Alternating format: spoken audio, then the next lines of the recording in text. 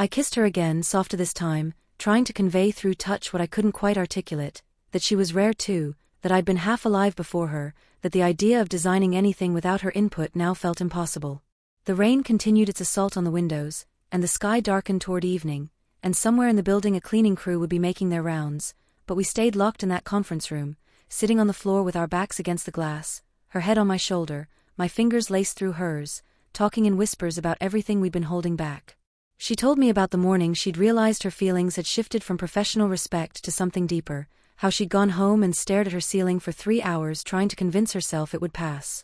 I told her about the dreams I'd been having, architectural fantasies where we designed impossible structures together, buildings that defied gravity and logic, held up only by the force of our combined vision. What if it doesn't work? I asked finally, voicing the fear that had kept me silent for months. What if we try this and it ruins everything?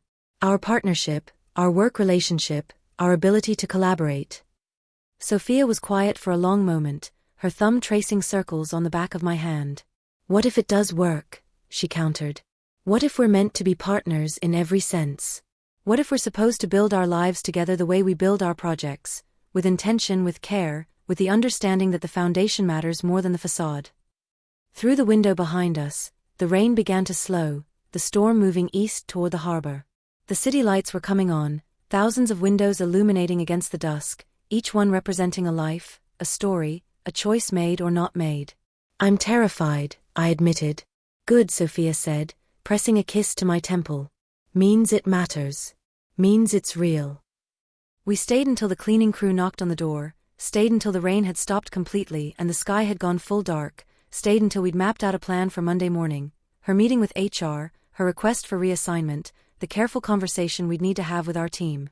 And when we finally stood, gathering our things, preparing to leave the office separately as we always had, Sophia caught my hand one more time. Alex, she said, and in her voice I heard everything, the promise, the risk, the leap we were taking together. Thank you for feeling it too. I squeezed her fingers, then let go, walking toward the door and my separate exit, already counting the hours until Monday morning when we could start building this new thing, this impossible structure held up by nothing but faith and design and the understanding that some things were worth the risk of falling. The elevator ride down felt different than every other elevator ride I'd taken in this building. The lobby looked the same but somehow transformed. The night air, when I stepped outside, carried the clean smell of rain and the distant promise of spring.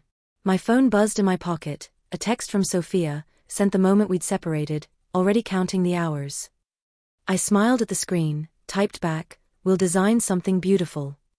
And as I walked toward the subway, my mind was already racing ahead, sketching the blueprints of a future I'd barely let myself imagine.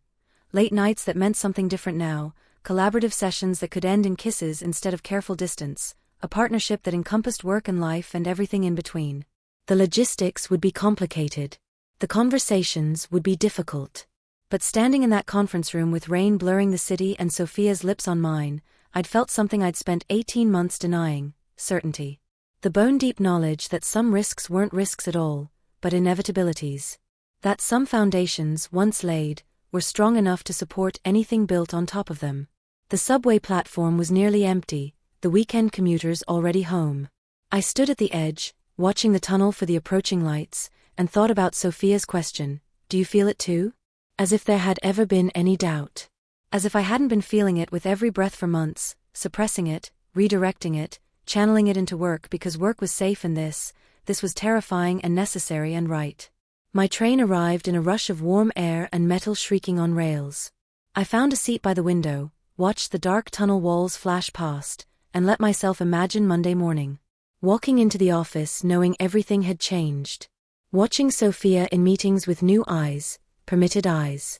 The careful dance we'd have to do until the HR situation was resolved, the way we'd have to maintain professionalism even as everything beneath the surface shifted and settled into new configurations.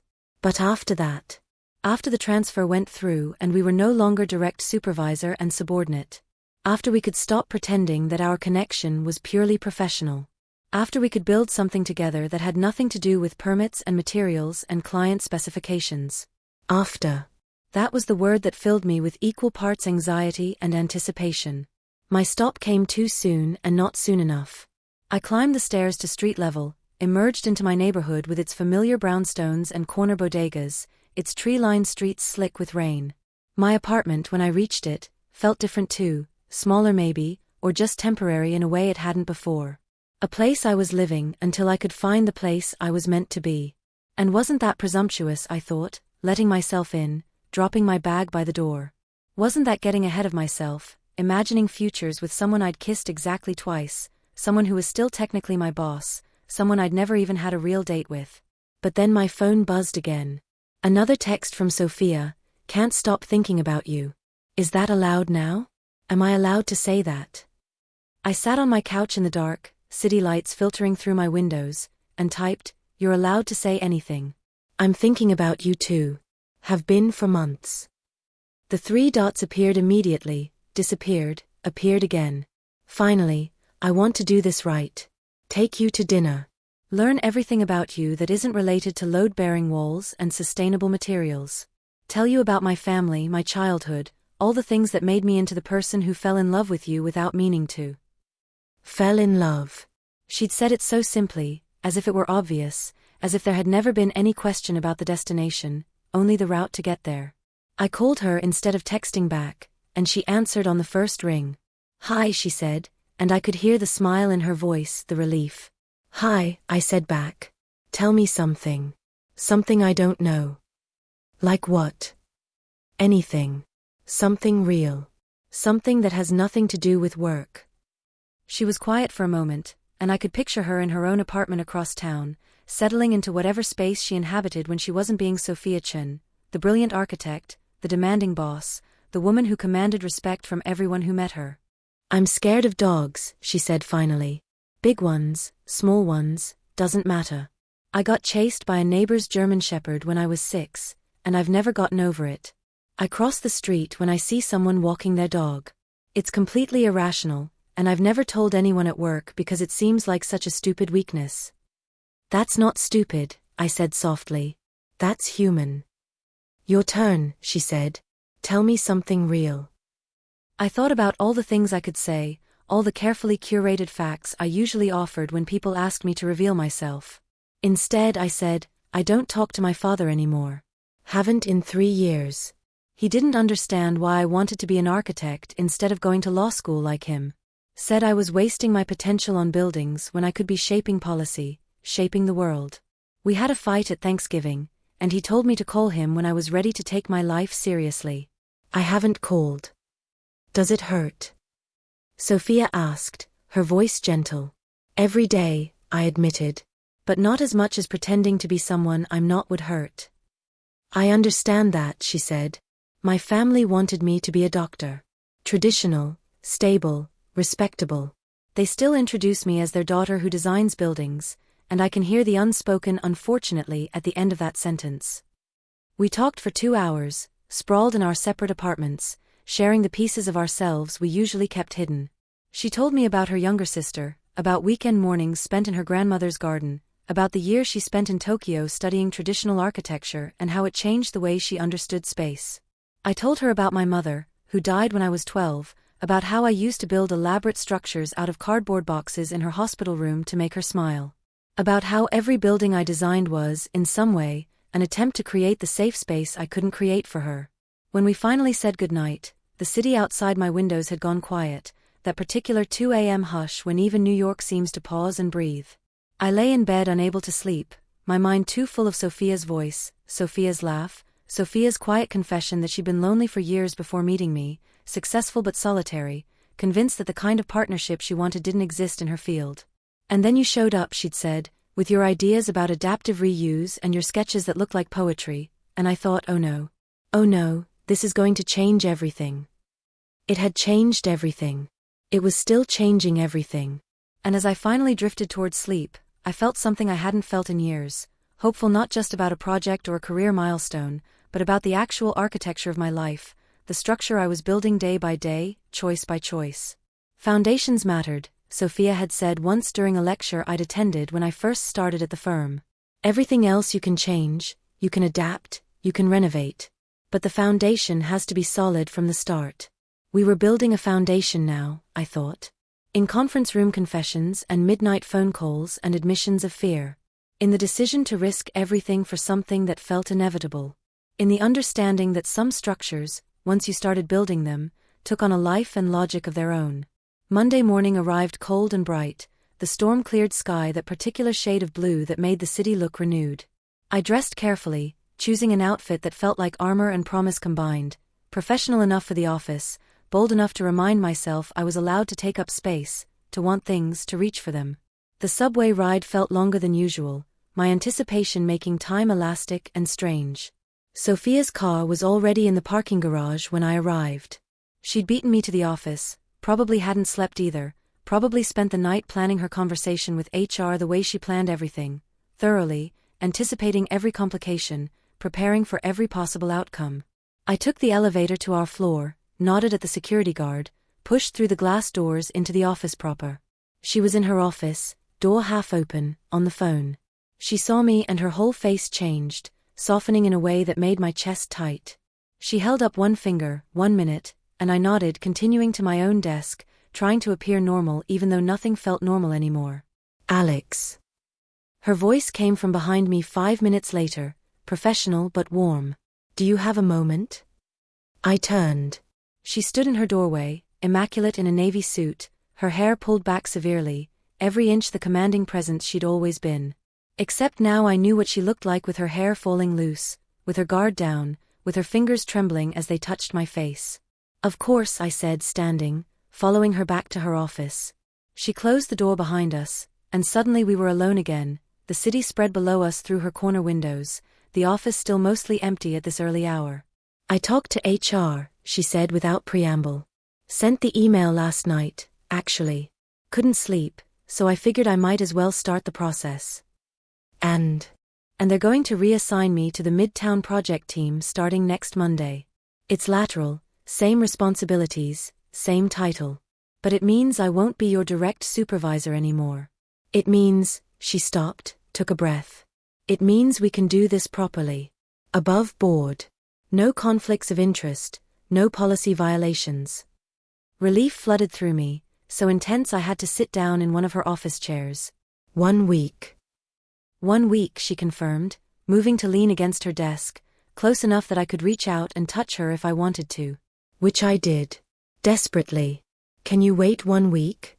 Can you keep pretending that Friday night didn't happen, that we're just colleagues, that I'm just your demanding boss who expects perfection from you? I've been pretending for 18 months, I said. I can manage 7 more days.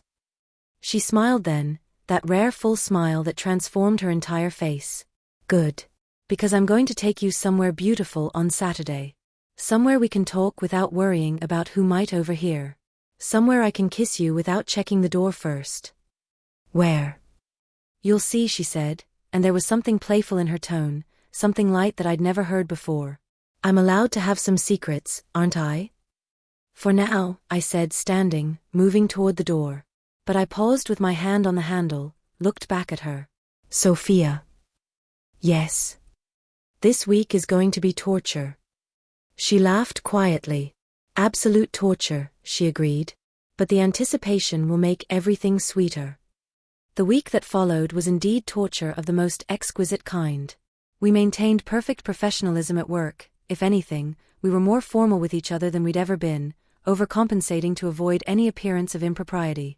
But the text messages that arrived every evening, the phone calls that stretched past midnight, the careful dance of learning each other outside the context of blueprints and building codes, that was something else entirely. She told me about her first girlfriend in college, the heartbreak that followed, the years she'd spent convincing herself that work was enough. I told her about my own history, shorter and less complicated, a series of relationships that never quite fit because I'd been looking for something I couldn't articulate until I found it in her.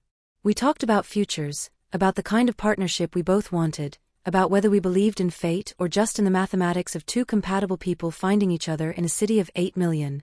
I don't believe in fate, Sophia said on Thursday night, her voice drowsy over the phone. I believe in foundation and framework and the deliberate choices we make to build something that lasts. That's the most architect thing you've ever said, I teased. It's the truth though, she insisted. We're choosing this, Alex. Every day, every conversation, Every time we decide to be honest instead of safe. That's not fate. That's better than fate. That's intention. Saturday arrived finally, impossibly. I met Sophia at the address she'd given me, a parking garage in Lower Manhattan, and climbed into her car, a sleek sedan that still smelled new, all leather and subtle luxury. She was dressed casually for the first time I'd ever seen, jeans and a soft gray sweater that made her look younger, more approachable, more like the woman I'd been learning over phone calls and texts. "Ready?" she asked, pulling out of the garage and into weekend traffic. "I have no idea where we're going," I pointed out. "Good," she said, reaching over to lace her fingers through mine on the center console. "Trust me." We drove north, out of the city, through the tunnel and onto the highway that led to the Hudson Valley. The winter landscape opened up around us, bare trees and hills still touched with snow, small towns clustered around churches and main streets. Sophia drove with one hand, the other never leaving mine, and we talked about nothing and everything: the podcast she'd been listening to, the book I just finished, the restaurant we wanted to try, the vacation we might take someday when things felt more settled. An hour and a half later, we pulled into a small parking area near a trailhead. "We're hiking?" I asked, surprised. "Not far," she promised, pulling 2 thermoses from her back seat. "There's something I want to show you." The trail wound through wood, still holding onto winter, our breath misting in the cold air, our footsteps crunching on frozen ground. Sophia led the way, sure-footed and confident, glancing back every few minutes to make sure I was following. After 20 minutes, the trees opened up onto a clearing, and I understood why she'd brought me here. The view stretched for miles, the Hudson River snaking through the valley below, the mountains rising beyond, the sky that particular shade of winter blue that seemed infinite. But what made me catch my breath was the structure in the middle of the clearing, a small pavilion, clearly old, built of stone and weathered wood, open on all sides to the elements. "I found this place in college," Sophia said, moving to stand in the center of the pavilion. "Used to come here when I needed to think, when I needed to remember why I wanted to build things. Look at the joinery. Look at how it's weathered. Someone built this 50, maybe 75 years ago, and it's still here, still serving its purpose." I moved closer, examining the craftsmanship. Whoever had built this had understood materials, had respected the landscape, had created something meant to last. "It's beautiful," I said. "It's honest," Sophia corrected, setting down the thermoses and pulling me to her. "That's what I love about it. No pretense, no unnecessary ornamentation. Just good materials and solid construction, and the understanding that shelter doesn't have to mean walls." She kissed me then, soft and slow, her hands cupping my face, and I thought about shelter, about the different kinds of protection we sought and provided. About how this woman had built walls around herself for years, and was choosing now to let me in. About how I'd been living in a structure too small for my actual life, and she was teaching me to design bigger, bolder, truer to who I was. When we broke apart, she poured coffee from the thermoses, and we sat on the stone bench that ran along one side of the pavilion, shoulder to shoulder, looking out at the view. "I wanted our first real date to be somewhere meaningful," she said. "Somewhere that represented what I love about architecture, about building things that last." "Are we building something that will last?" I asked, even though I knew the answer, needed to hear her say it anyway. "I think we already have been," she said softly. "For 18 months. Without admitting it. All those late nights, all those conversations about design philosophy and material ethics and whether buildings have souls, we were building this, Alex. We just didn't have permission to acknowledge it yet." "And now we do," I said. "Now we do," she confirmed, pressing a kiss to my temple. "So let's be intentional about it. Let's design this relationship the way we design our best project, with care and attention and the understanding that foundations matter most." We stayed for hours, talking and kissing and watching the light change over the valley, the sun moving west and casting long shadows across the winter landscape. Sophia told me about her dreams for the future, the firm she wanted to start someday, focused on sustainable housing for underserved communities.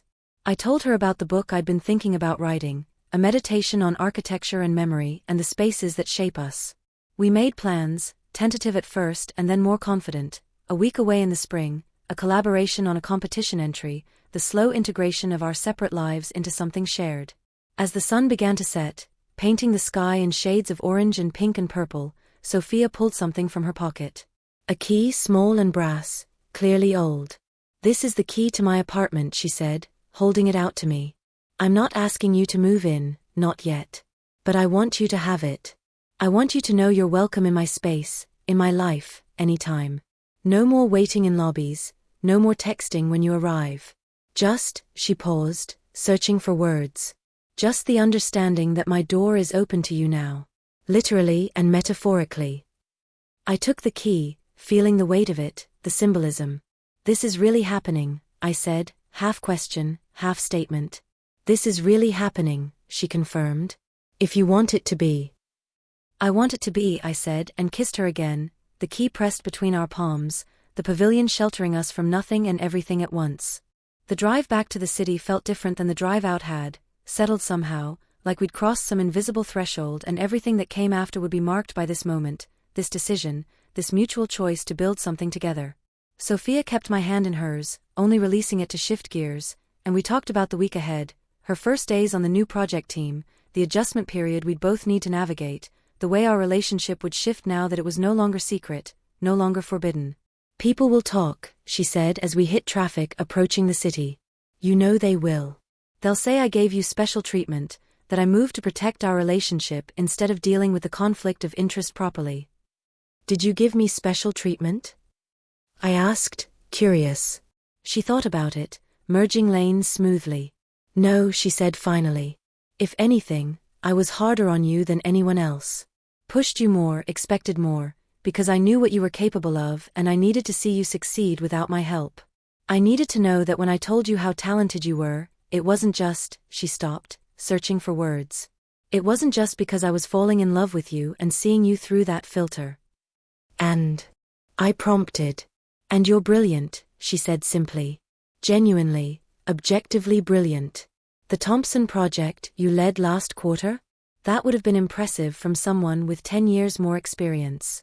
The way you integrated the historical facade with the modern interior, the way you convinced the client to invest in sustainable systems even though it increased the budget, that was all you, Alex. I was just there to sign off on decisions you'd already made correctly.